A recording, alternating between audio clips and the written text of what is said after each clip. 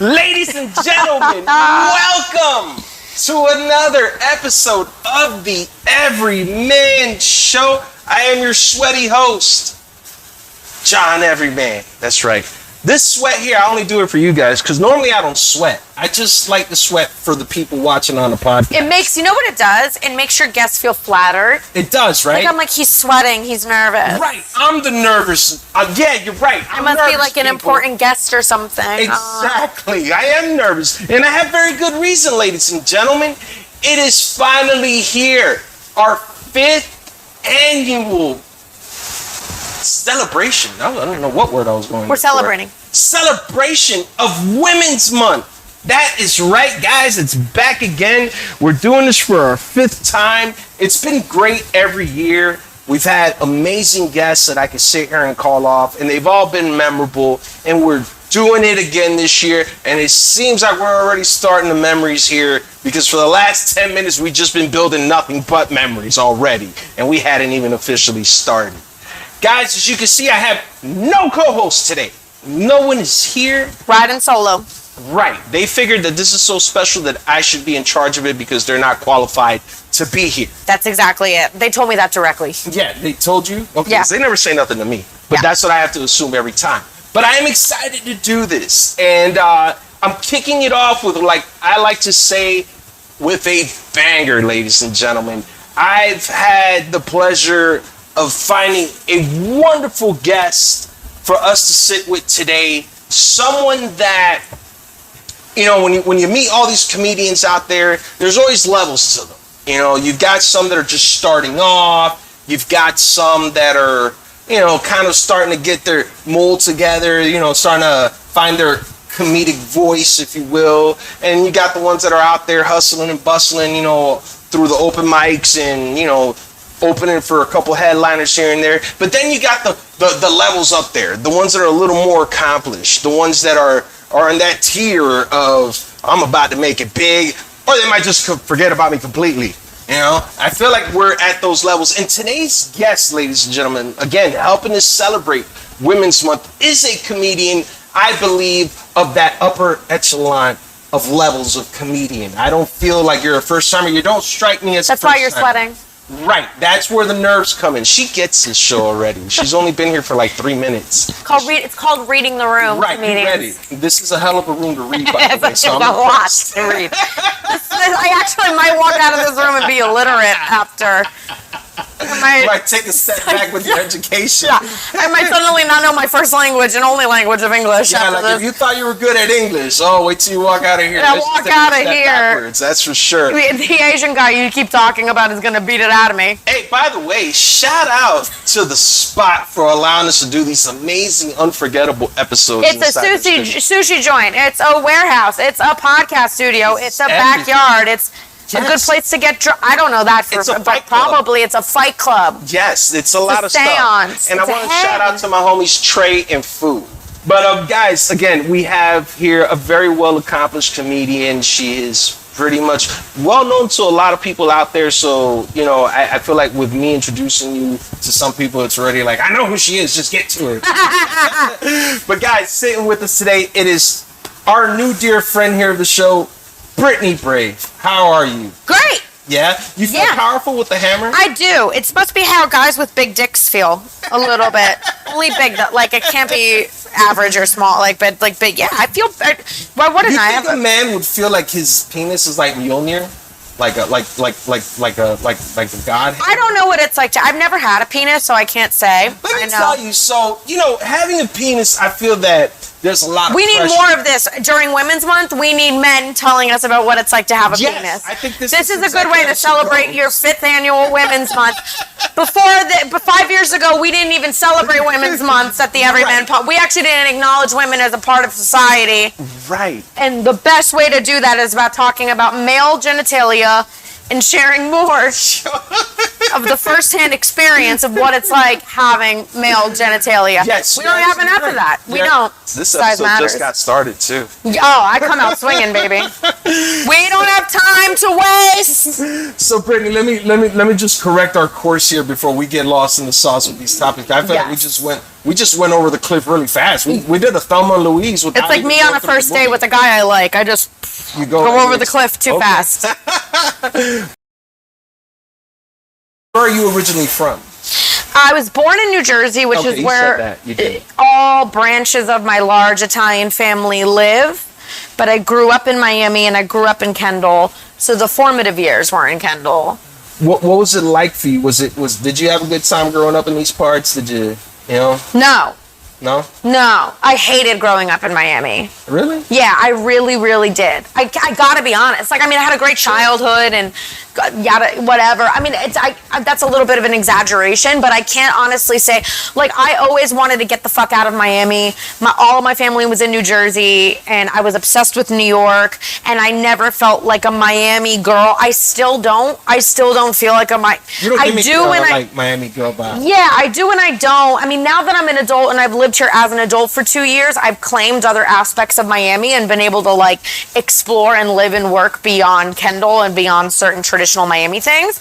But I can't honestly say that I grew up and was like, team motherfucking Miami, go Kendall at all. You also don't really get the full Miami experience growing up in Kendall. There's this whole other part of the city that you don't always like. You know, I just started to kind of dip my foot in it and party and stuff when I was in high school and college. I had a great childhood, but no, I can't honestly say that, like, I went hard for Kendall growing up. Yeah. I'm proud of it. I don't want to currently be living there anymore. I mean, there's not a lot to do. There's just not. Like, every other area of Miami has had, like, a come up. Kendall really hasn't. Kendall just keeps building houses and getting more congested. It does. And it's just, it's a nightmare. Now, I lived down there myself, you know, fairly about into my teenage years, into a little bit of my early 20s. Kendall was cool, but even then, I felt it was too far and too congested. So too far, too congested. I felt it. And it's like a lot of, like, chain restaurants.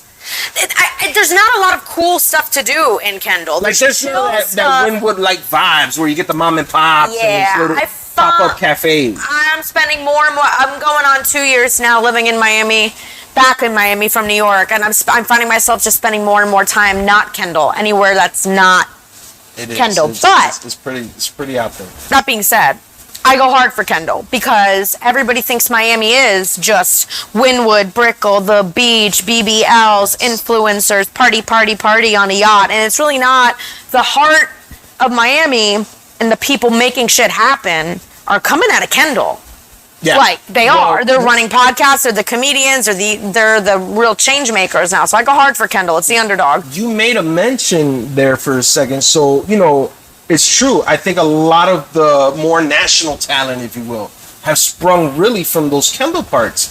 You think about it, if not there, then you're talking like Carol City, Miami Gardens, because you got the Rick Rosses, the Flow Riders, in the hip-hop centric areas. That's where it really happens. But down here, man, again, we were talking about them before we started. Drink Champs, EFN. Congratulations to them for winning that BET award recently. Oh, yeah, I saw that. Congrats. So, you know, you got them. Garcia, another award-winning director, you know, working on with these major artists. Yep. The names are going to escape me here. I believe most recently now, Marcelo Hernandez. Yeah, I think he is from Kendall. Yeah, totally. Yeah, like Kendall, I think I consider like Kendall, Palmetto Bay, and Pinecrest, all that. They're all the same. Yeah. Kendall, Palmetto Bay, Pinecrest, Westchester, Doral, the Hammocks, even like South Miami a little bit. All in my head is like Kendall. Yeah. I know it's not. But to me, no. But I'm with you, man. Like, I feel like we have such a connection. Yeah. Like this is a conversation. Like, I'm picking my own brain right now in the sense when I hear about these opinions. Like when people are like, "I'm not from Kendall. I'm from Westchester." I'm like, "Okay, shut up. It's all chain restaurants and it's overpopulated. Like, just relax." I used to love seeing. My favorite thing about Kendall was the hoodlums. You know, the little right. Well, A-Rod says it's a hood. Yeah. A-Rod said that's right. You know what? I totally forgot about that. Put his foot in his fucking mouth with that one. Kendall is not a hood. It wants to be a hood. Somebody recently told me, they were like, it's not the hood. I mean, you would see hood shit happen sometimes, or you would see questionable shit happen, but you still got a curfew when you're going home to your mom. Well, like, you know what? You're fine. What were some of your early memories of comedy? You know, I have always been around comedy and loved comedy intrinsically my whole life. Was your family very funny like They're that? very funny. They're super zany, funny people. We were all big comedy buffs. My dad is a huge comedy buff. My mom is a huge comedy buff. Like, I watched all the classic movies. I loved SNL. I loved Pee Wee Herman. I loved all of that kind of stuff. I love him even more than that. I know he jerked off in a movie theater. And respect, honestly, he's just sufficient. And why make it so dark? And I did. I loved comedy. I always was weird. I always was funny. Mm-hmm. I always liked making people laugh and doing like shocking things and characters and voices and a weirdo and stuff like that. So I was always around it. And my family definitely laughed at anything. I don't even think I'd go as far as to say that we consciously used comedy to process trauma, but like, we laughed at everything, even when things were really bad. For the most part. We always laughed it out. Like moments after like a grandparent passes away and everyone's crying, someone cracks a one of those jokes like, "Why'd you say that, Tommy? it's like stop!" And they're like the one dramatic aunt's like, "Stop it! Stop! He just died!" And I'm like, he would have laughed though, like, you know. So like, you're Italian, you said, right? Yeah. So I could imagine, there's got to be a lot of life into these conversations. Oh, and a lot of violence, and a lot of yelling, and a lot of guilt, and a lot of repression. So I'm Cuban, right? We're the Italians or the Cubans of the Mediterranean. I would think so, because, you know, hearing that and just, you know, I'm picturing you going through these experiences while you're talking about it, and I'm like, man, I feel like I'm growing up in my house. You know, because it was very much the same. It was, you know, a lot of laughter, even through the bad times. And, you know, it was just no one seemed to be serious. We're a lot to handle. Did you guys always pull each other's chains over there? Always pranks. I was the prankster. Me and my mom were always the pranksters. We were always the ones that were pranking the rest of the family and loved it and stuff like that. And I mean, if you heard some of it's the kind of family dynamic that if you heard some of the stories that are our core stories that we think are so funny and fucked up, but so us, outsiders, like anybody probably that's not like Cuban or Jewish, maybe, right? Yeah. You know, it's like, what the fuck? And like mortified, and we're like, no, you had to be there. It was weird. Someone went to the hospital, but everyone's fine now. It was fine. Right. Like, it's all love. The pews. A bra was in the freezer. Yeah, I get we ruined a condo. Everyone was laughing. I don't know. Punched them in the face. Who cares? Like, yeah. You guys never had one of those dull days, if you will. No, it's still to this day never a dull moment with my family. It's always like, and even in I live with my parents in Kendall right now, and I'm really close with them too. And you know, even to this day, as old as they are and slowing down, it's never a dull moment. And, you know, family is just one of those intense things. Yeah. But, you know, I've seen your mom around a few times. Have you? Yeah. She's come maybe to Vaselit or something like that. Yeah, she has. Yeah, she comes to some of the shows. Now you said that. Is your mom, when she goes to your shows, is she very, like, one of those loud laughers? Does she? No, she laughs. They both enjoy themselves a lot because they're great sports and they love comedy. So they're definitely not like, for their they're also boomers, and boomers don't get fucking offended by anything. Like, they don't get offended or anything. But I don't necessarily think that they laugh out loud. They just like really enjoy themselves. Right. And then I get home and they give me a full report on everybody they liked, didn't like, the jokes that were the best. That girl was good. That guy was okay. I'm like, all right. Okay. When you told you, including my comedy too. Mine gets ripped apart as well. Really? I was gonna say, so because when some people get into comedy and you have that overbearing mom, you know, she turns around and tells everybody you're a star. You know, like, my mom has never told me that. She's never told. Does she ever brag to her friends? Oh, my daughter's a major comedian. She's a TV star. Thank you for those two titles. I don't think that's. I think I'm the most advanced kid in the minor leagues right now. Is what I think it is. I'm like, for the first time in my life, I feel like I went through puberty before everybody else. That's how I would compare what's happening with my career. But with your parents, how do they describe it when they my talk dad about it? brags, and it makes me very uncomfortable. My dad's Okay, very braggy. I knew that you had to have someone in the family that brags it. Yeah, and he's curbed it because he knows how much it makes me. I'm like, I get like ick about it. My mom does not at all. No, my mom, in fact, will probably do everything that she can to knock me down a couple pegs. When they found out that Like, you oh, wanted, thanks, I know she is great. Not that great. And I'm like, fuck you, asshole. Like, honestly, I get it. I already don't think I'm that great. Like, thanks for solidifying it. where did that moment happen for you that you knew comedy was about to be a thing? Like a thing, like a real thing, like a career thing. Well, so much. Where did you get introduced to comedy? What was your origin point? I don't even remember the first time. I just was always around it and loved it. And I think I fell in love with it before knowing what it was when I was a little kid. And then by the time I grew up and was able to like actualize things like, oh, that's a lamp, that's snow, that's comedy. Like, you know, in that sense, then I was like, oh, that? Oh, yeah, that. I love that. And I always, you know, just felt intrinsically, I always identified with it. You know, and like even growing up, like always the funny girl, the class clown. I'm the black sheep in my family. Nobody does what I do. They're all nurses, teachers, lawyers, bless, whatever. Good for them.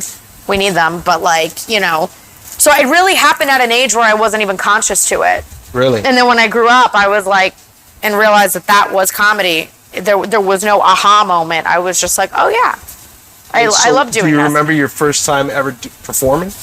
Yeah, I did a bunch of. I was a dancer and. A dancer? Yeah. But when you say dancer, you can't be that vague. Like, what do you mean? No, honey, not an exotic dancer. Dancer on the street? Not an exotic dancer. I wouldn't be living in Kendall with my parents if I were an exotic dancer. My life would look a lot different. So would my tits. Everything would be. None of this would be happening. Right. No, I just started dancing. I was like performing my whole life, and I did plays in school and stuff. Oh. Yeah, I actually, if I really talk about the first like full memory of being on stage, I did Impromedy, an improv and sketch comedy group through Roxy Theater Group, which is still based in Westchester. And I did it in like middle school and early high school. My theater teacher plucked out a couple of the kids that were like good or wanted to do more of it, and like started giving them opportunities to like come and perform on stage. And those are the first like fully present moments of performance that I remember. And I just like was so unbridled and uninhibited with comedy. Like I loved it. I was doing improv with adults and trained professionals. So you were already kind of in the whole entertainment field itself in general. You were without realizing it. Yeah. Without even But I think the first like conscious moments of performance that really hit were those. So where did you do stand up? Where was that first moment? I'm only 3 years into stand up. I did open mics in New York. So you started, I guess at this point around the pandemic. Right before. Kind of, like a year or so or something like that. Did you start here in Miami or up in New York? Stand-up I started in New York. Comedy and performance in general I started down here in Miami. The motivation to do it up there? Trauma, a really abusive relationship. That's right, you did mention that. Missing comedy a lot, and at that point in time in my life, not having any of it in my life, and having shit to say, and having a lot to process. I always swore off stand-up. I don't know why. I just didn't feel like it was quote-unquote for me. And then that happened, and I went to an open mic, and I was like, I fucking love this. This is it. Yeah. So when you went in the first time, you just had a lot to let out at that time. Huh? Yeah, and a lot to let out. Not even that was dark. Just like years of always being the friend in the friend group that has a funny story. Always being the friend that makes the observation that everyone's like, that's funny. That's true. And I had people be like, you should do stand up. And I was always like, nah, I'm an improv girl. I'm a sketch girl. I'm not, whatever. Stand up. So I by the time I started stand-up, it was kind of easy to find a 5 minutes, even if it wasn't a great 5 minutes. It was easy to like, I know what I could talk for 5 minutes about. Was it good? Was your first set ever good? Yeah, that's the entire reason we're here doing it still. I feel like everybody who's still doing it, it's not good. It's not great. It's not good. It's not. It might not be good stand-up, but it is funny. But it is funny, exactly. Yes. My first 2 years, I was getting laughs. It was funny. Now I look at it and I'm like, oh, that's hack. I could have done that better. Totally. But it's still. I'm saying funny shit. It's good observations. It's just that's why I like watching first-time comics because they always have something good to talk about, even if they fall on their face. Yeah. Totally. You can also just see who's going to stick with it and who isn't too. Like because they it's a mindset. And again, like even if the polish isn't there or the punches aren't there, I think stand-up's what makes it different than any other thing is we're just naturally funny. Like, you might be like, oh, they don't, it's kind of all over the place and there aren't punchlines and it's not polished, but it's like what Mateo was saying, you know when someone's on stage and you're like, they get it. They know how to, it's just how they're viewing everything. Yeah. You know, that's why I think stand-up can't be taught. Like, joke writing maybe you could take a course or whatever, but I don't think you can come out of a stand-up course and okay, that's it, you get it and you're funny. Right. I think the best comics, it's just this weird thing inside of us that we're like, I'm going to notice shit other people don't. You don't. You got it or you don't with stand-up, I think. Describe to us what's your comedy like? It's like a chihuahua eating a T-bone. Yeah, Okay. that's a good metaphor. Do you do a lot of crowd work? Do you do storytelling, one-liners? I am not a one-liner comic, I will say that. I'm not a pun or a wordplay comic. Okay. Don't you fucking hate those fuckers? Man, I am those fuckers. You're not a pun comic. No, I just have I'm a lot a of one-liner. Well, not one-liners. But it's kind of like stream of consciousness. I just try to tell jokes. Correct. I'm talking not like I I'm one-line talking through a wordplay story. and puns is really Oh what yeah, I'm talking. I like dad jokes. Yeah. Oh, dad yeah. jokes. No, but your dad jokes are still like obscure and hilarious. Yeah, I mean. Oh no, I don't do dad jokes, but there's people that just go off and I'm like, Something oh, your this is. one-liner. Yeah, Yeah. this is a dad joke, right? It's like, it's not. If that's the case, I wouldn't have paid $25 to be at the show. Would have gone to Barnes and Noble and bought 99 jokes to read and tell while you're taking a shit. Is what I would have done. Anyways. But so you're more like a storytelling version of a Ish. comedian. It's highly personal, highly autobiographical. I do think it's raw. I do think it's in your face. I'm not afraid to be vulgar and dirty. It is dark. The stuff I really like is dark. I like talking about domestic violence and abortion and how America loves school shootings and fucked up shit like that. High energy for sure. A little frenzied. Yeah. I like to beat the audience into submission. I like watching a comedy of that stature. You know, I could see myself going to your shows and probably laughing because you have that bravado, if you will, and it seems unapologetic. Like I loved Lisa Lampanelli. Yeah, I love her. She's very unapologetic with her style. Even Margaret Cho was like that. Joan Rivers. Joan Rivers was like that. Phyllis Diller. Joan Rivers is And one of with- the goats. And you know, and whether you laugh at it or not, what I love about it is that they're owning the set. You know, you own it with confidence. You do have to be, sometimes as a female comic, I hear unapologetic, savage, can't believe you did, and I'm on your side with this, but like Yeah. sometimes you hear that enough and you're like, Right. you know, like, oh damn, you're savage, you're crazy, you're just like give no fucks, man, unapologetic, and sometimes you're like, okay, whatever, but then you do kind of look at what the misconceptions are against women, and like the funniest women that say the funniest shit and are undeniable kind of did have to get up there and be unapologetic. You know, Or else they wouldn't have gotten where they were. They had to push the envelope and be a little louder, dirtier, grosser. Yeah, I fucking said it. Deal with it. I'll say it if nobody else will. Blah, blah, blah. Like, you know. and that's never been one of your concerns, huh? You never feel like there's a limit for you to what not to talk about? No, feel it's like you can stand talk up. about It's free whatever. speech. Yeah. It's freedom of thought. Has anyone been uberly critical with you with some of those Oh, topics? yeah. Yeah. Yeah, I have bits about school shootings and, you know, racial And no, violence. let me ask you, out of all these subjects, which is your more favorite to really go out there and the real shit. the real shit? Domestic violence, abortion. So you weird like to hit on truth. those political issues like that? Yeah, to me, it's not even political. They're just issues of like day to day. Does it worry you that comedians are somewhat almost trying to be silenced nowadays for the stuff they talk about? It doesn't. I don't think it's ever going to happen. And I think the more you try to silence comedians, what's going to happen is all of us, in order to stay alive and stay relevant, are just going to give less of a fuck. And society's just going to have to like kind of succumb to it. I think getting canceled just helps. The people career. that would have been your fans Yeah. fuck with you. Then you know, Your hardcore stuff. even okay, like a weird subject, but people getting like Aries and Tiffany Haddish. Yeah. There's people that are still banging with them. Those people are going to be their fans for life. It's like the people that will go to an R. Kelly concert. Correct. I think all it does is, I think if you're the comedian that everybody loves, Yeah. or you're the clean comic, or nobody ever gets offended, or you've never had a cross with this stuff, I don't think you're saying anything. And I don't think comedy's for you. Just straight up. You're not telling the truth. But, people just love, I think that we're like the final frontier. I think us in hip hop are the final frontier of being silenced in a sense. Like, and pornos. And, yeah. I think, but once they get through us, I think like the erotic industry has no hope.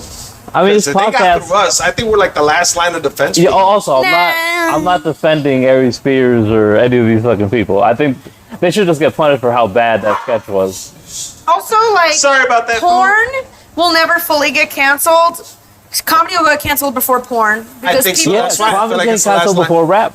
Yeah, because people can't comment comedy shows. So yeah, as long as people are still coming, porn's not going to get canceled. Yeah, we're the last line of defense. Like I say, I feel like. And the reason. What, you think comedy's the right tackle of freedom of speech? Yeah, we're like the gatekeepers. I do though, because we're not pumped by money. In fact, we often don't even fucking get paid. So there's that. Yeah. We're not pumped by money.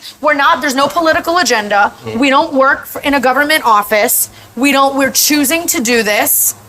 That's why we are the last pillars of free speech. Nobody pays me to tell jokes about abortion. I tell jokes about abortion because I've had abortions. Yeah. And I hate people that are trying to take it away and take away safe abortion. So I do think that's why it's the freest art form. Some would say too free. The barrier to entry is that there is none, and some of you motherfuckers gotta quit. That's my closing statement. Just kidding. So you've had a lot of accomplishments here in your short turnaround with comedy, right? I've seen you've done stuff with MTV, you've been on certain other venues and these things. What have been some of your highlights that you feel like you'd be like, man, I'm so proud that I did this so far? Not that stuff, I don't think. No? No. I think it's like the benefit shows that raise money, or just the sets that maybe look like they don't mean anything, but like I was able to like explore a topic that I've been struggling with talking about on stage. What type of challenges have you experienced doing this comedy, and if you can, if we got enough time, like how did you overcome any of those challenges? I will say the challenges are probably, the biggest challenge is the challenge to stay true to yourself with comedy, and I overcome any challenge by staying true to myself. Okay. You gotta really be in it. You gotta think it's funny, not succumb to anything that you think that you should succumb to. And also in a creative process like this, or with any creative process, like getting imposter syndrome out of the way, and just like trusting the process and trusting the long game. And like you can hit a wall where you're bombing a lot, or you're like, I haven't even come up with anything new, or I feel weird, or nothing's happening for me. Everybody has this. Everybody has this with their day jobs, their regular whatever. And it's about, and it can be really hard to not get down on yourself and in your feelings, but it's that forest through the trees mentality. Right. And being patient too, because you got to grow as a human being in order to grow as an artist. And all that stuff can't be rushed. It's just, hell, I'm still trying to grow and physically, and it's. Fuck you guys, that was a trap. Women in comedy, do you feel like they're making strides right now, or are they still behind the curve in it? I think it's a great time to be a woman in comedy. I think there's more opportunity than ever, definitely more than there was before. I think it's going to be impossible, and no one of us or handful of us are going to overturn some of the deep-seated patterns in our industry. I also think there's a lot of those motherfuckers who were never going to change their mind anyway. They're never going to think women should do comedy or women are funny, and it's kind of how I feel about when I argue with people about abortion rights. Like, the people that are like, abortion is ripping heads off babies and it's murder. I'm like, okay, well, that's not I don't need to put my energy there to changing that person's mind. Yeah. Same thing with the guy that's like, women aren't funny. Like, no. Like, I don't need to put my energy towards that. I also think the biggest thing you can do is like actions speak louder than words. So the best way to advance women in comedy is by being a funny woman who works really hard and doesn't use her sexuality or her gender to get herself anything. Sure. And also doesn't whine and complain that if she doesn't get it, it's because she's a woman. Just how about you happen to be a woman doing comedy and you're fucking killing it and good to people and you work hard. That's going to speak way louder than, isn't it so hard being a woman in comedy? Like, it is. And we need to have these conversations because it is. And we run into a lot of bullshit that male comics don't. But this industry is it's hard for them too. It's a hard industry. So the best way to do it is by just do it. And that's how you prove the haters wrong. Right. Any hater. For any reason. Well, listen, I think this was a delight. I wish we could have sat here a little more and explored more topics with you. It's been great. You're more than welcome to come back whenever you have a little more free time. We're going to have a joint show for our birthdays. Oh, yes. Listen, she is February 1st. I'm January 31st. This is crazy. We're Aquarius over here. We have the same father. Pisces. No, I'm kidding. Walter's horrible. Pisces? Yeah. Emotional and sensitive. You've been eyeing this. You've been reading the room in ways. No, this Very calm. No, yeah, he's like, I'm an alcoholic maniac. He's the dark lord of Pisces. But every sign has to have a shadow side. So I think that's he's just a huge shadow of depression. Guys, make sure, you know what, real quick, speaking to the mic, where can people follow you? Where can people check you out? BrittanyBrave.com, Brittany Brave on Instagram, Britt Brave on Twitter. Brittany is spelled Brittany, Brave like courageous. Right. TikTok, Brittany Brave Comedy. Brittany Brave, Brittany Brave, Brittany Brave. If you say it 3 times in the mirror, right, you'll walk out with the body type of an ambiguously legal chihuahua. I want to thank Brittany Brave as quickly as you want to do a whole look. There you go. She twerked. This girl is a trip. We need more. We need her back for next year's women's show. That's for sure. Right. Make sure you give us a follow. Everyman Podcast Show. You see that little box that pops up, that search box? Look for us. Everyman Podcast Show on all streaming platforms, on YouTube, you name it. I thought this was made of fucking steel for real. No, that's not made out of steel, man. That's a prop. We're waiting for Thor to come, but he never showed up on this show because it's Women's Month. It should have been the female Thor. Oh, okay. Guys, I'm John Everyman. Thank you to Mateo. Thank you to the spot. Walter, I can say it to your face, it's been the whole year. Fuck off, Walter. Motherfucker. Thank you to Brittany Brave again, guys. This is Women's Month. We've got plenty of more episodes coming up. They're going to be amazing. Can't wait to show you guys the amazing guests we have for Women's Month. We'll see you on the next episode. Deuces, people.